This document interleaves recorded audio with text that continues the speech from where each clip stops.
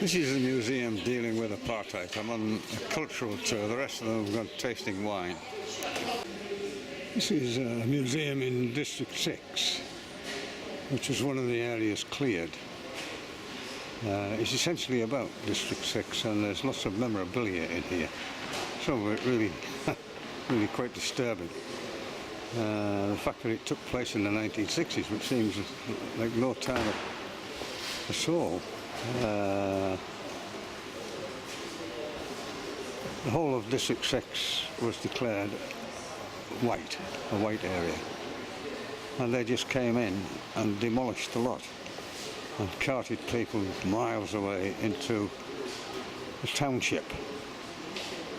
So rather than just walking to work, walking to school, they had to be bused, and of course you had to pay for it. So it was much more expensive living out there. And you might have had quite a nice house in District 6, but it didn't matter. You ended up in a township house, which was usually just a single room. So it was a pretty grim existence. And there were 42 of these areas cleared. Some of them now the most expensive areas to live in Cape Town, particularly along the coast, where you've got houses costing millions and Ferraris and Lamborghinis and Aston Martins around the place, and lots of famous names of people who lived there, in fact many who still do. But you'll never understand what's happening in South Africa without understanding apartheid.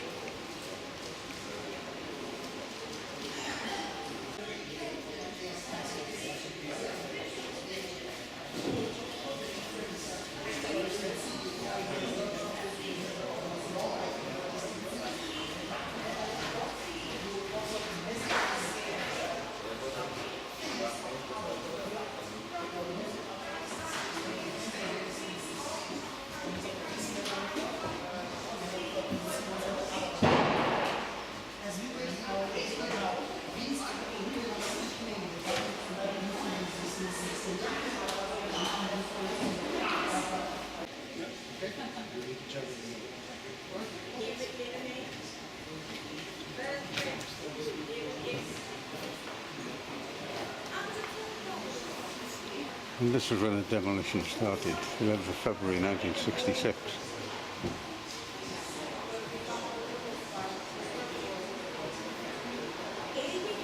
It's amazing they got away with it, to be honest. All those sanctions were imposed by the Europeans, Britain in particular, but there was a controversial test match where one side said that the England test team should not go to South Africa and play. But Basil Oliveira, who was South African, felt that by going and playing cricket,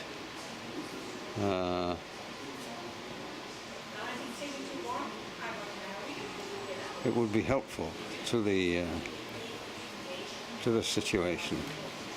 Nevertheless, it was incredibly controversial. You know, this sounds like this for everywhere.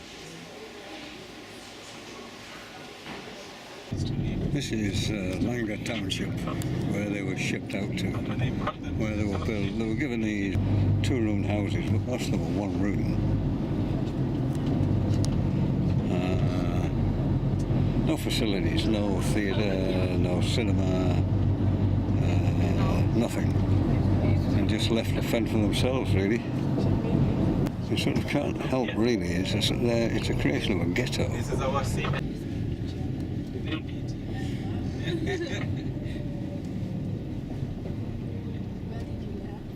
I mean, some of them are really nice. This one here, they're obviously looking after it really well, but some of them are in a desperate state. And some of them have been completely burned out. It's your family here? Family. It's the neighbor, that one. That's real optimism there. 3 pillars holding you. Holding the front up. But the driver of the vehicle lives here. This is his home. And here are some nice, there's some nice properties.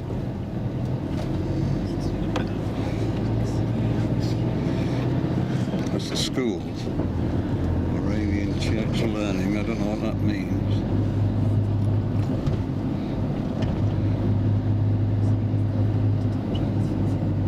The church is very evident here. I suppose it's a fertile ground for conversion. Primary, yes. That was my primary school. Tembani Primary. It's a great primary school. But the only thing I hated, singing. Singing?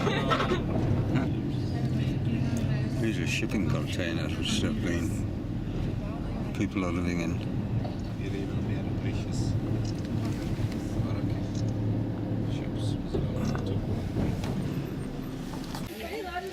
Sheep's heads are very popular here, and this is where they treat them. What they do is they have a fire on my right, and they burn the fur off and then scrub it with a pan scrubber to clean it. And there are dozens of them, but they don't eat the brains for some reason. I would have thought that was the best bit. And this is a fire where they take the bits off. It's absolutely heaving with flies.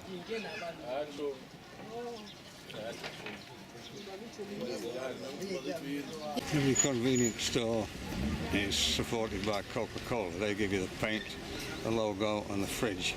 But there is a condition to it, that you don't store any drinks other than Coca-Cola in their refrigerator. These are the oldest houses in these townships. They were built in 1945 to house migrant workers coming in. It was a men-only establishment, but gradually women and children came from the rural areas and hid in these places where their husbands hid away from the authorities. And now, of course, you can see they all have satellite TV, and this is inside number 896. It's the lodging house, where there were 16 in these rooms, 16 migrant workers, and they had these. This was a communal lounge, and even now they just have the one tap.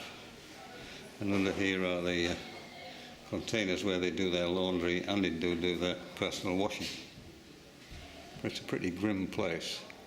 So this is a lady who lives in just a single room, and in the 1990s the government of the time put in electricity, but it's prepaid, and all her belongings are in here, clothes, everything, and a little cooker. But there's also a refrigerator.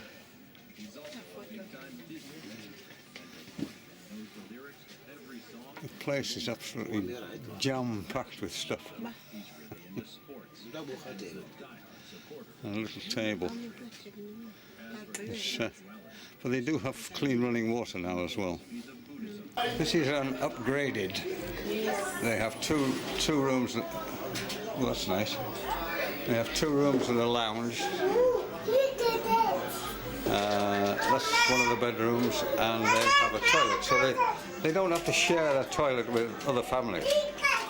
And so it's much improved, and the outside of the building is much improved. And they have carpet, a TV, big fridge. So this is a school in the township. All these children. It's a preschool actually, and all these children waiting to get their hands washed or to go to the toilet. The next one in, when they come out, they all sit down cross-legged. They're all absolutely spot on. The kids' drawings everywhere. Lots of crayons. He's putting them away. And they're all over the floor. Put them away. Hello. A teacher doing a register around there, I think. They look totally bemused by the camera. So you switch the camera. They don't know what to do. But it's nice to see that they're all being educated. And all the staff seem very enthusiastic, and the kids seem enthusiastic. But it is a preschool place. It's a shebeen, a sort of dark, gloomy place where We're expected to try the local brew. Obviously they have a fire outside here at night, and it's all stained with soot. So this is inside the shebeen, and we're trying the local beer. Give it a go. I mean, We need it too. Oh no, it's okay. We good. All right.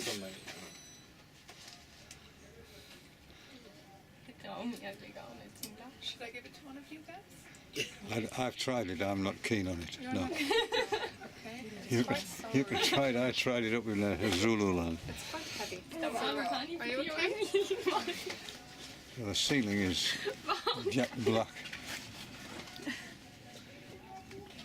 and it's an amazing. I suppose lots of men gather here and talk about the day. Oh mein Gott, ist so schwer. Jo, jag syns inte så kan film. And to see your face after you've tasted it. Oh no, no. Aber fein, oder?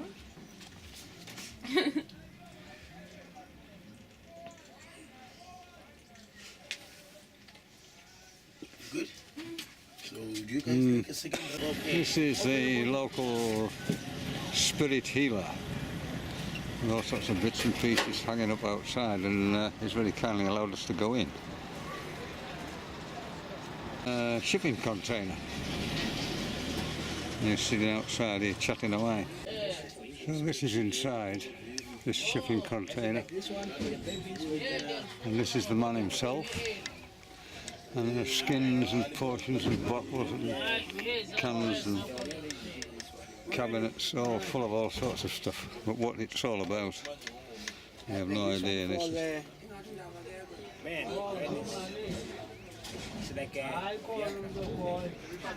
whatever's in that bottle, he says, is like Viagra. My God. This one for cleaning the blood. That one's for cleaning the blood. That's in a Smirnoff bottle. The Viagra's in a whiskey bottle. And the What's it made? Out of the different bag of tree. For him, this is another township we've come to, which is way out by the airport. Giving So, something say, to the future. it is enormous. That's what we mean. And we're about to visit some little projects It's a here. successful one. It is known as Pilani Maternal Child and Health Nutrition Project.